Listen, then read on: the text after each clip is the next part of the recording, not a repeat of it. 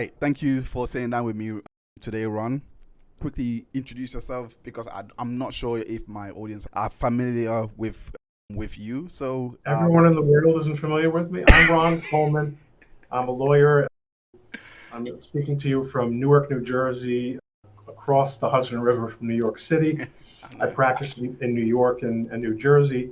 I'm a partner in the Dillon Law Firm. My partner is with the famous San Francisco lawyer Harmeet Dillon, who's a very prominent lawyer who practices in mostly the same areas that I do.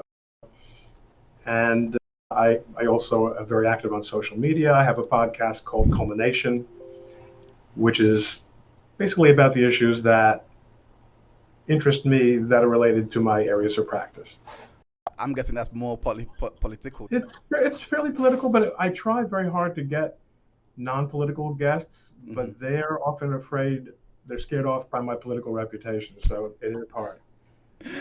Yeah. But I do try to discuss cultural issues as well as political issues, and they're not exactly the same, although they are converging very rapidly and very painfully.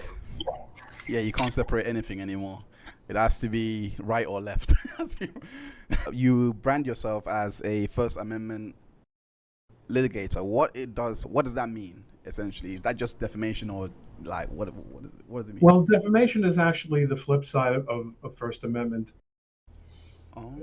In other words, in the United States, as your listeners will definitely know, defamation law is limited by the First Amendment. There is considered the Supreme Court, in its wisdom, has crafted a doctrine of law pursuant to which no defendant can be found liable for defamation of a public figure without exceeding very, very high burdens, overcoming very high burdens. And the policy behind that is based on the First Amendment. The idea is that it's better to err on the side of promulgating an untruth about someone than to be silent about something that might be true, but which regarding a person or an issue that is entitled to public discussion. That's the First Amendment piece. On the other hand, we do a lot of defamation work, both representing plaintiffs. In fact, most of my career I representing defendants, and most of my career when I was doing more commercial law, what we have found now is that because of the social media phenomenon, there are more ways to destroy a person's life than had been the case. The internet is so pervasive that you can ruin a person's career and family life and social life very, very easily with an online publication. Whereas in the past, if something was published in a newspaper or a magazine, it might never have an impact on people's private lives. That's not true anymore. So we do a lot of that work. We do a lot of political work. My background as a First Amendment lawyer, on the speech side, to a large extent arose in connection with my interest in trademark law, which was an important part of my practice for many years. And ultimately, I ended up in front of the United States Supreme Court in a case called, that is now known as Mattel versus Tam, in where Simon Tam, an Asian American band, I don't say band leader, someone my age, that means someone like Benny Goodman or Glenn Miller. Yeah. The leader of a rock band, an Asian American rock band, sued for the right to register the trademark as a trademark, the name of the band, which is the Slants.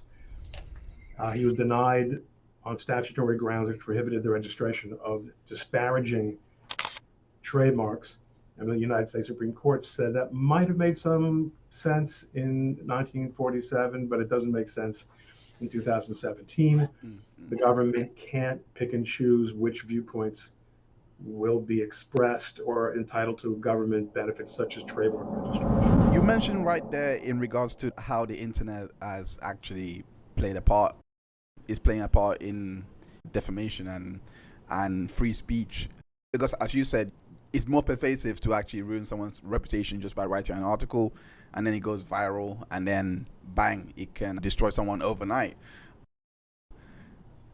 How much of that aspect do you think that played in the trial in regards to Depp v. Heard? Well, everything is different for the rich and famous. When I said a few minutes ago that you could destroy someone's livelihood or even almost really their life on the internet, I think to some extent that has always been true for high level, very public figures like actors and actresses, stars. Mm-hmm. A lot of the law, a lot of 20th century law involving defamation, and also cultural norms involving defamation, relate to famous people, gossip columnists, and the sort of thing. When the Hollywood stars became a very big thing in the 30s and 40s, they were able to, again, before the Supreme Court took its activist role in New York Times versus Sullivan, it was much easier to sue for defamation or to threaten to sue for defamation, and newspapers were much more reluctant. And it's, in fact, in the 70s and 80s, you still had people like the TV star Carol Burnett suing, and she was a very busy litigant. That was still something that was done with some degree of success. Now, between the Supreme Court and the internet, the culture is very different. I think what did change is that you had this social media phenomenon, not so much the publication of the defamatory claim, because after all, her defamatory claim was published in the Washington Post. If there were no social media, if there were no internet, it would have still probably been published in the Washington Post, holding everything else equal.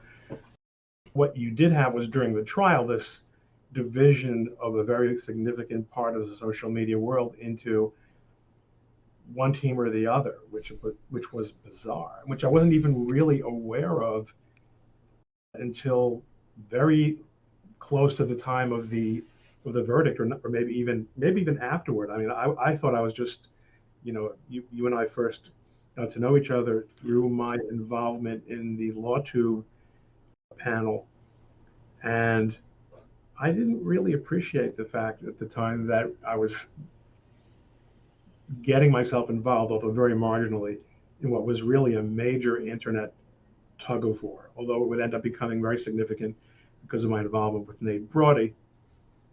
And, I mean, that seems to have heard Depp undertones as well. You mentioned Nate Brody. You two have got your own. You're busy with your own defamation case coming up.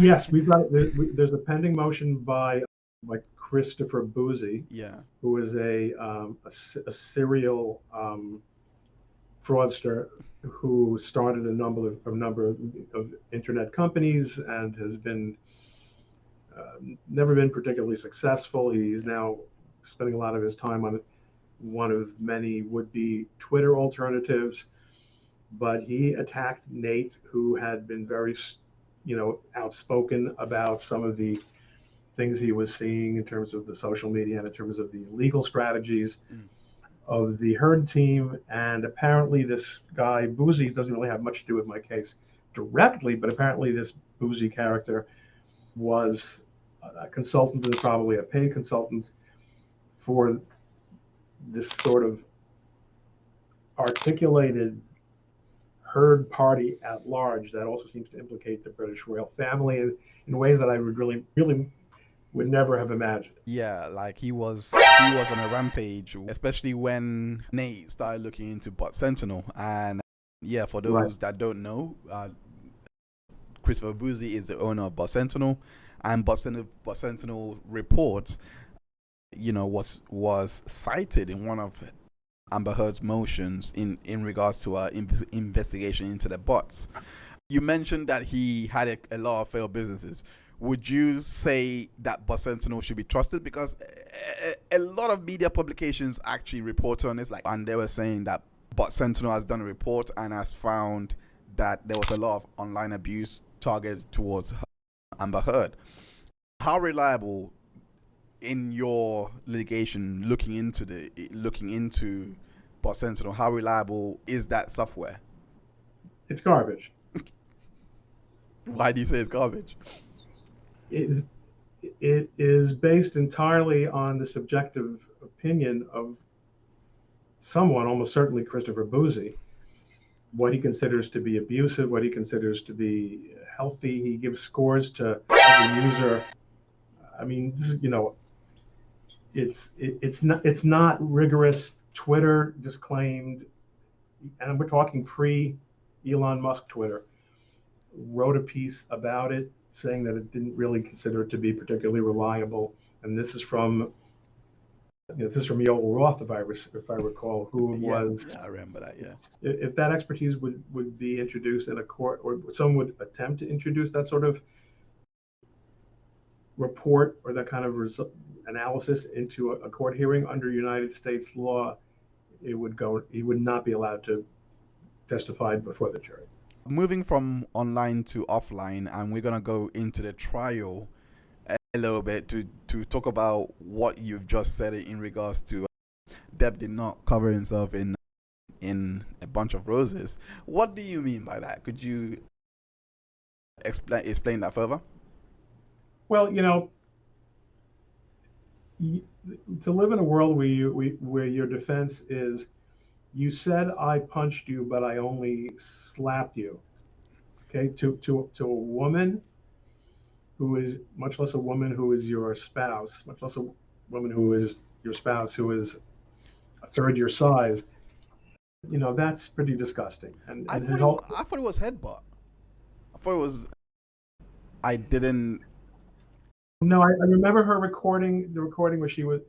I mean, it was so conspicuous that she was performing for the tape recorder.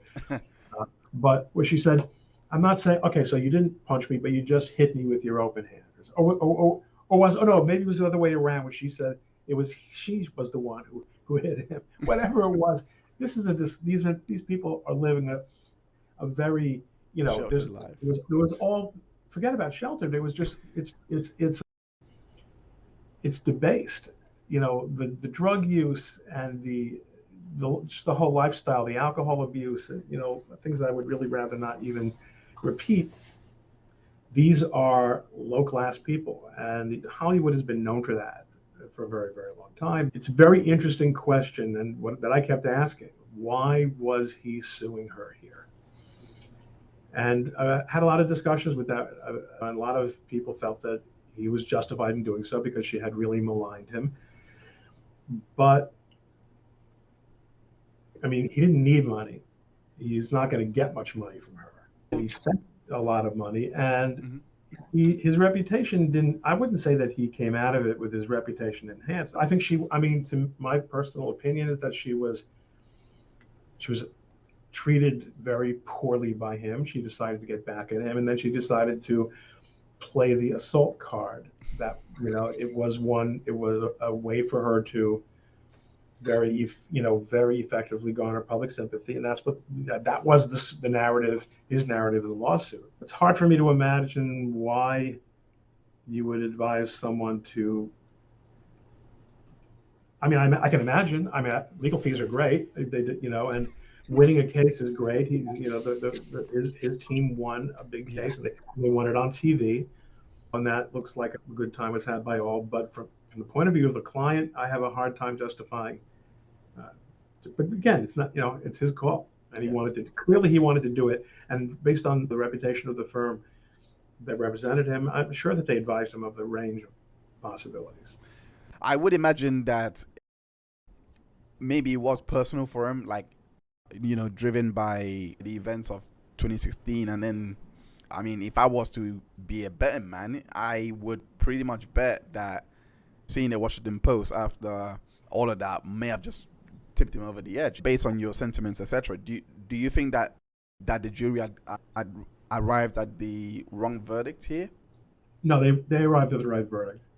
Oh, okay. This is interesting. You're wondering why he was suing, because, of course, of the statements, etc. But they still arrived at the right verdict. Oh. Yeah, because I would never suggest that merely because you can win, that's a reason to do it. Okay. Because again, so much about their personal life that was distasteful and that put him in a very bad light came out and was made public. Now, to be fair, a good amount of that did come out in the UK. Yeah. it was already out. But I don't know how much Americans really pay attention to that if it's not here. Yeah. It was worse. I think it was worse what came out here. So, again, if you can win, but what's your recovery? What's your return on investment? What is the net effect on your reputation of the litigation? Yeah. Yeah. A barrister that I spoke to from here in London actually said the same thing. He's like, they say that it's a old saying that with defamation, that your friend's opinion of you are never gonna change, and the people that don't like you anyway are just gonna believe what is being told. So there's really no point in going forward with it. So the only reason that would make a difference is if you're suing a defendant that can at least satisfy a judgment to compensate you for your economic losses. Okay. And most people are not wealthy movie stars. Yeah. And if somebody was making 100, 250,000, making a respectable living and then was unable to work because of defamation, and you can identify a sufficiently deep pocket. And I have a client who is suing the Daily Beast, which absolutely ruined her career utterly without justification in order to satisfy a political agenda at that magazine. She cannot work as a journalist anymore. She simply cannot. No one will touch her. She's radioactive. That's hard. So that's a reason. That's a reason to sue. That's fair. I don't disagree. I think there are even some cases that come up the top of my head, which you may be aware of. Pendleton v. Newsom, for example. Like where the mother was defamed. I think. Right. Yeah. So no, you are 100% correct. So with that kind of thinking, because a lot of cases here in the UK, they get settled right out, out of court. They don't make it into court. So, but this one did. So, based on the judgment there, because he lost to the son, how much does that matter on the grand scheme of things compared to the US win? If the client came to me after having lost in the UK, that would make it even harder for me to recommend going forward. And we all are well aware of the differences. Yeah. Especially the fact that they were different defendants. Yeah. Obviously, they were able to work out a scenario where it made sense to nonetheless proceed against Amber Heard herself. You said that you would have discouraged the client. Would you have discouraged the client from going forward if they had actually lost the case in another country? Yes, I certainly would. Okay, so let's say that Amber Heard was a defendant in the UK case, and not a witness, just a party. Right. Having the same disclosure. Do you think that case would have still happened here in the States, despite the differences in the legal system? Oh, 100%. Yeah. There are two reasons. I mean, first of all, as a matter of Virginia law, the standards for defamation are just so different under American law. And even though you might say, well, but if he lost in the UK, all the more so is he likely to lose in the US. But it's a different legal system. It's not like a breach of contract where, although there are differences, yeah. First of all, the parties decide on whose law will apply, or a judicial determination is made as to whose law will apply. Yeah. But also because there's a U.S. statute that, although it might not have been applicable here, because there wasn't an attempt to enforce a foreign judgment contrary to First Amendment standards, but it still would have been. There's a general public policy rationale not to import foreign judgments in areas of law that are controversial or charged like that. Yeah, I can imagine free speech laws being part of that, and maybe this is a ripple effect of this case. But slap suits are now coming into the UK, and cameras were even being trialed here for sentencing. So there have been a lot of, ripple effects that this case has brought, which I've seen. And that's really interesting because there is one effect that I did not see happen, which was, I did not see coming, because I personally thought after this case was decided against Amber Heard that the op-ed would have been taken down. But instead, it was only a note being put up saying, hey, these statements were defamatory, and that was it. Explain that to me. Why wasn't the op-ed, taken down? The Washington Post was not a party to the lawsuit.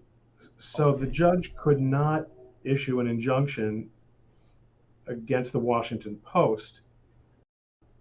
I don't even know if one was sought. That would have been a different case. And of course, Johnny Depp didn't want to go against the Post. I mean, that would be a very high burden to overcome. Yeah, he's asking for trouble twice, considering that he's already lost to a newspaper before already. Yeah, that's right, and especially suing the Washington Post in Virginia. I mean, not a great formula. The issues of slaps, anti-slap suits, it's a little bit funny. One of the reasons for anti-slap statutes in the U.S. is the American rule. Okay.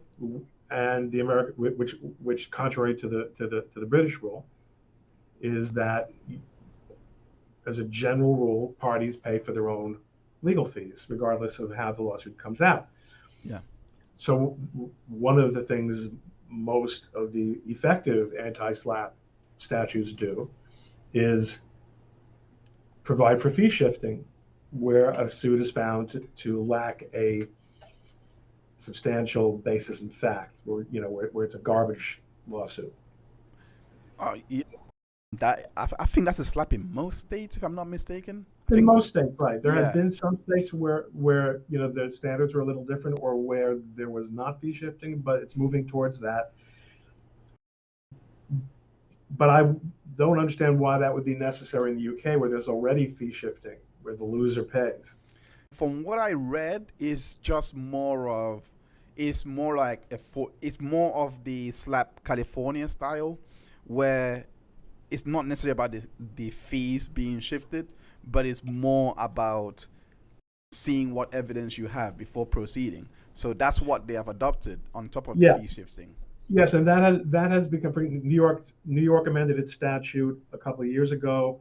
It had been known as a fairly toothless statute, but besides adding fee shifting as a mandatory fee shifting, it basically adopted the California statute, as has Colorado and many other states, which I think is, by the way, a lot of judges actually agree with me that the federal courts should not enforce those provisions. Even if a state law applies in a federal court in a given state, which is diversity jurisdiction in a defamation case, there's a serious constitutional problem with applying a different legal standard to a defamation claim from the one that is provided for under 12b-6 of the Federal Rules of Civil Procedure. You need to lay that translate that to layman for me. What does so the general rule in the federal courts, you don't have to prove your case in any way. You have to allege a claim, and the allegations only have to be plausible. Okay. For it to proceed, and that's really problematic, because what it means is, in particular in defamation, where you have, my mind is drawing a blank, where we have to prove actual malice. Yeah. Actual malice very frequently can only be proved through the discovery process. If I don't have your emails, I'm not going to find that email or that text where you say, let's get this bastard.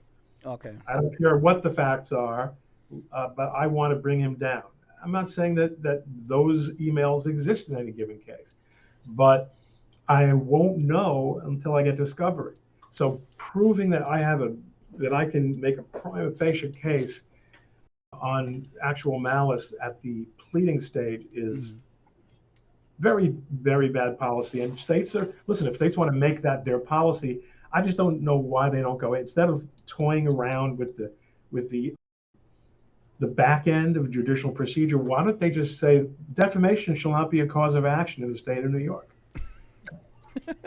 Why just don't do that? No, I completely get what you mean, because I'm guessing this is what you were talking about in terms of when you made that statement earlier, when you said that the Supreme Court took an activist approach, and with the New York Times and Sullivan case, and now here we are. So I'm getting. But these at least are legislatures.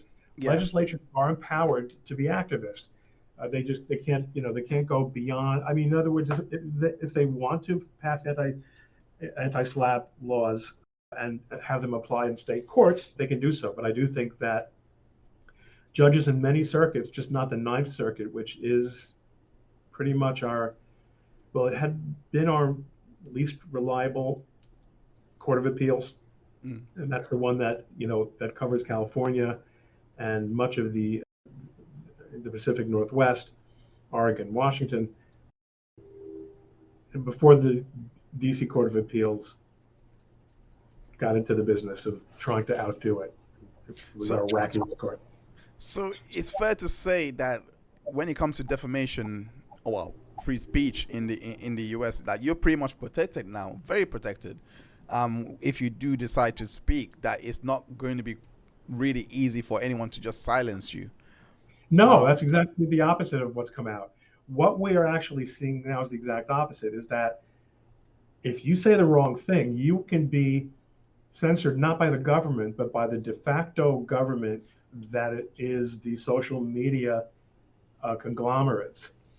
And you then cannot take action as a private citizen against the person who said to these companies that you're a dangerous person, or that you're a terrorist, or that you're a racist, or that you're a white supremacist, because defamation has become so virtually impossible to succeed on. Yeah. So you could so major media, which are the de facto corporate government of much of the world now, in many respects, can take these actions and get a person deplatformed, or even lose their privileges to use PayPal or their bank account, and you have very, very little recourse. So actually, that's why we're seeing this happen, in order to protect the ability of these companies such as Facebook and Twitter and Google to do this. So looking again at the Heard and Depp case, I think it is fair to say that Amber Heard never dreamt that she would be called to account on a defamation basis for the statements that she published under her name in the Washington Post. Yeah. I still think there is a tremendous amount of opportunity for people to speak freely. But guess what? It isn't a terrible thing, if you have something to say, to sit down with someone who's knowledgeable in this area of law, such as a lawyer, and vet it and make sure that you can say what you want to say. If it would be defamatory, if not true, satisfy yourself that you can prove that it is true. Or if it's not defamatory, even if not true, a lawyer will tell you it's merely a matter of opinion, and go ahead and say it. We were talking about SLAPP earlier, and how a lot of states has adopted SLAPP, and and I remember Amber Heard during a trial grieving about the fact that it should have been taking place in California rather than Virginia, and the term forum shopping has come up a hell of a lot during this case. So how much does that actually factor into your decision making, your strategy, if you were to represent a client who is suing for defamation? How much does that actually factor in? Like, do you guys think about that? Absolutely. It's one of the first one or two questions, especially because our firm's main office is in San Francisco, and so much of the action here, not only in the entertainment field but in technology, is San Francisco, or is Northern California, which is so friendly to defamation. So that is absolutely, When we find out whether, when someone comes to us with a potential defamation claim, we want to know what states can we file it in and can we keep it in that state. And if there's an anti-SLAPP law there, that is a gigantic burden for us to overcome, to recommend going forward. So is it a situation where you can just pick any state that you want? No. Okay, No, so what are the caveats around anti-SLAPP and foreign shopping? Well, the question, so, I mean, again, if a state has an anti-SLAPP statute, I want to avoid suing there. Yeah. The question then is, what's the appropriate place to sue? Usually, you can't go wrong by suing the defendant where the defendant lives. Okay. But if sometimes you can sue the defendant, or if it's a corporate defendant, where the defendant's main business is. Okay. But this is, I mean, the question of forum shopping, the question of personal jurisdiction and venue is something we spend a tremendous amount of time on in our practice. So can you, the plaintiff who is suing, because your answer is pretty much on the defendant and where they live, etc. Can you, the plaintiff, let's say you live in Maryland, who has virtually no anti-SLAPP, I think, or Washington. You're from there, but the defendant is from California, for example, and the publication is from New York. So you got two anti-SLAPPs there. Can you say, actually, let's take it to Maryland because I'm from there, or let's take it to Washington? Yeah, you can. I mean, and there will then be a motion by them to say, no, it should really not be in Maryland. So there is a presumption that the plaintiff's choice of venue is correct. In other words, if it's even or even close to even, the person who filed the lawsuit is entitled to that choice. Okay. But there are courts that have held that, well, you're suing a California citizen in Maryland, and California affords its citizens the protection of the anti-SLAPP law. And I think that's a little bit ridiculous, but I'm told by a lot of people that, and right now we're facing that in the Brody case, where they're trying to bring New York's anti-SLAPP law into New Jersey, which basically has no anti-SLAPP. Shifting gears a little bit, and I believe I'm going to wrap it up.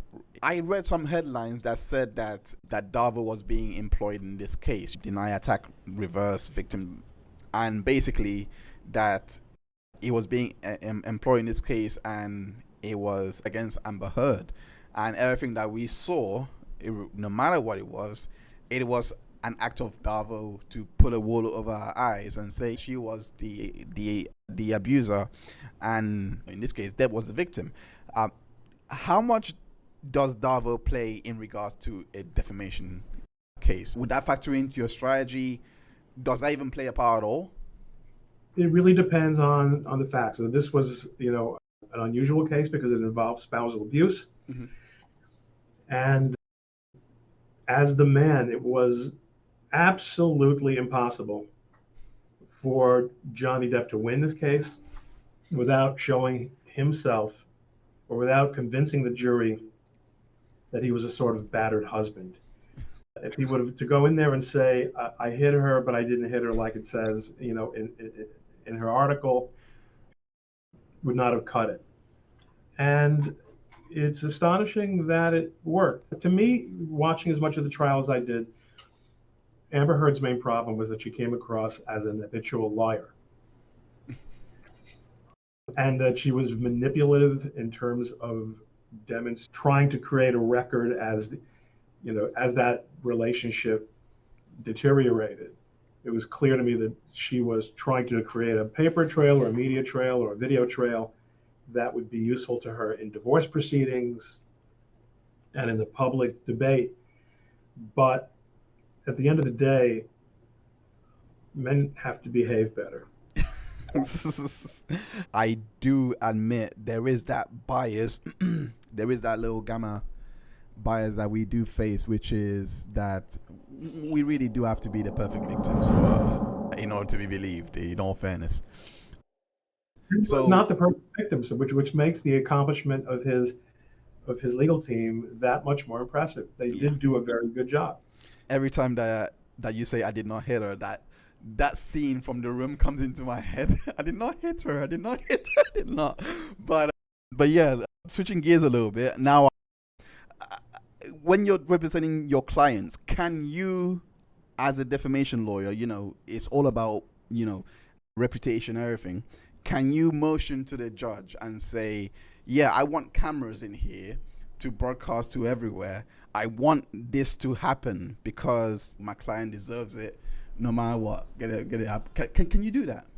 No, as a general rule, most states that I know of, but certainly the federal courts where I do most of my practice, do not permit cameras in the courts, and you can't get them.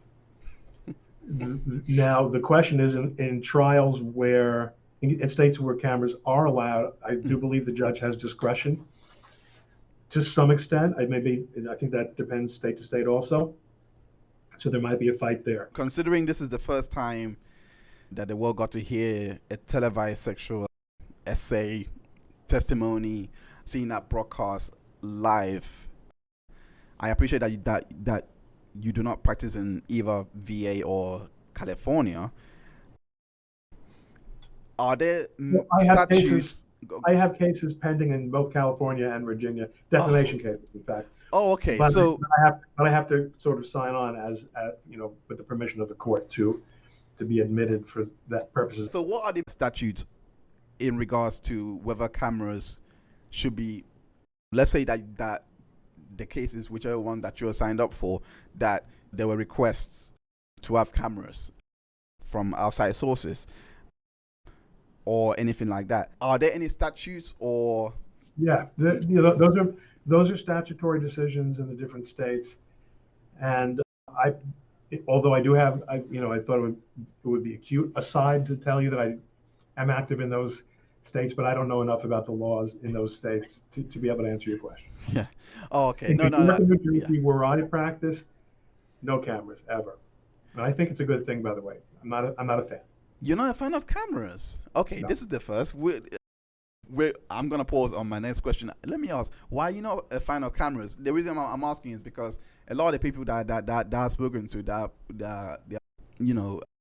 proponents of cameras in the courts for transparency, that's their reason. What's your reason? Well, I think transparency is a very valuable goal, but ultimately, I think the transparency that has been achieved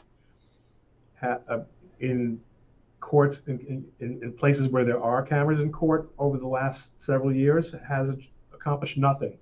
Okay. I think the system is every bit as bad as it was, if not far worse. The most notorious, really, the first time a really famous trial was televised in the US was, of course, the O.J. Simpson murder case, which, besides, I think, being severely distorted by the presence of cameras,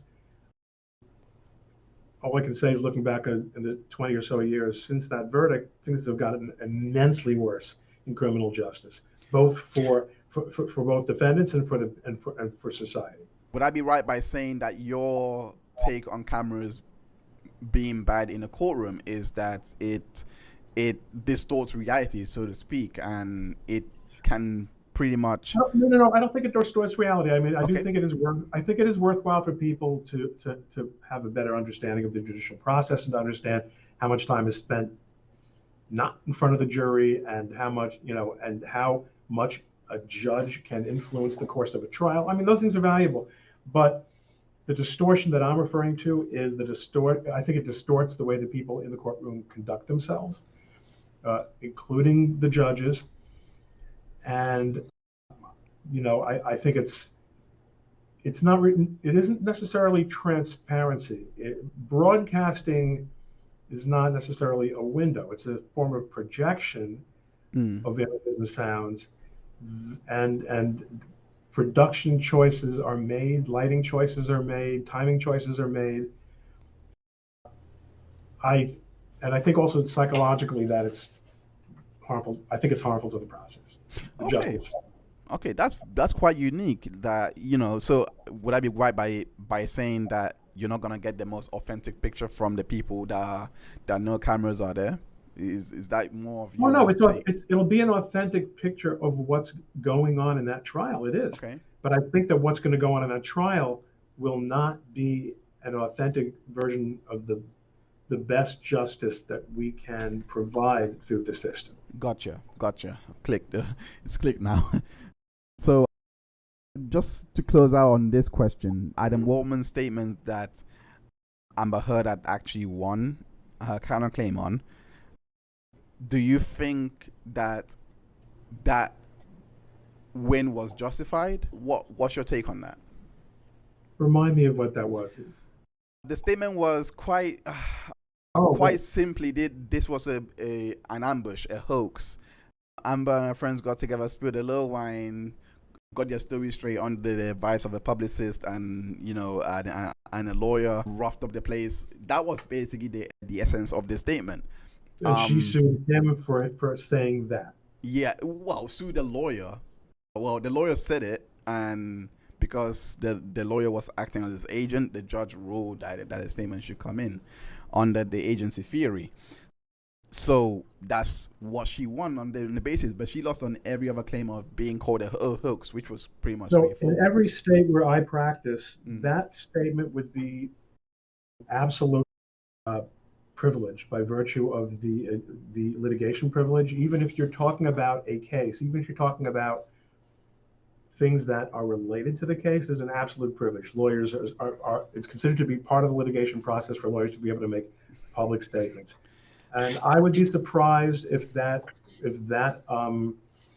counterclaim, I don't know Virginia law on that point, but I'd be surprised if that survives appeal. They settled the appeal now, so it's pretty much set in stone now. So that litigation privilege. This is now hit me with a different question. I didn't expect this.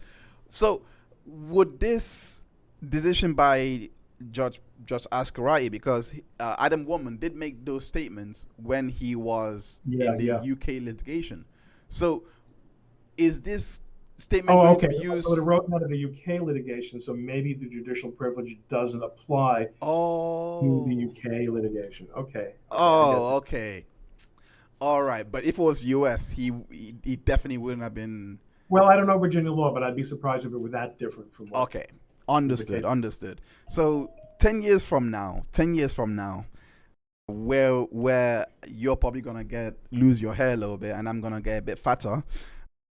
Do you think that we'll look back on this verdict and think we made a mistake? No. Okay, why not? Because I think it came out approximately right. He threw the dice. He won. He achieved whatever his litigation goal was, which again was not to become wealthy, but was to get the woman to shut up and to be able to supposedly, the way my friend Joe Neerman puts it, be able to look his kids in the face and say, what you have been reading about what Daddy did is not true. So that he achieved that. That's actually very interesting that it was conscious that that your friend said that to you, because a lot of people don't actually consider that side of defamation, which is the personal, the burning drive, like especially when you have children, to think about that judgment that means absolutely nothing to nobody else could just be, hey, look, listen, I wouldn't go through all this for if I was doing, that's actually very interesting. But the problem is that the system is so imperfect. Like the idea that a court decision really establishes the truth about something and once and for all is pretty preposterous, because it doesn't. It's so interesting speaking to you, because I think you're the first lawyer that doesn't have I've spoken to, because a lot of lawyers, they have probably like 60 to 70% faith in the system. You strike me as someone that's like, I'm not saying that you don't have faith at all, but you strike me as someone that's like, though I have faith, I would burn this down if I had an opportunity. No, the system needs phenomenal reform. Yeah. More on the criminal side than on the civil side, but we have real problems that I could spend hours just talking about that. Yeah. Ron Coleman, thank you so much for sitting down with me. Pleasure. Yeah. How can people find you? Oh, Best way to what's your find me is channel? on Twitter at Ron Okay. Coleman, spell it with an E, Coleman.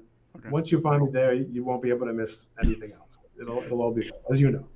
Thank you so much, man. Thank Real you so pleasure. I'm much. looking forward to seeing the documentary. Thank you.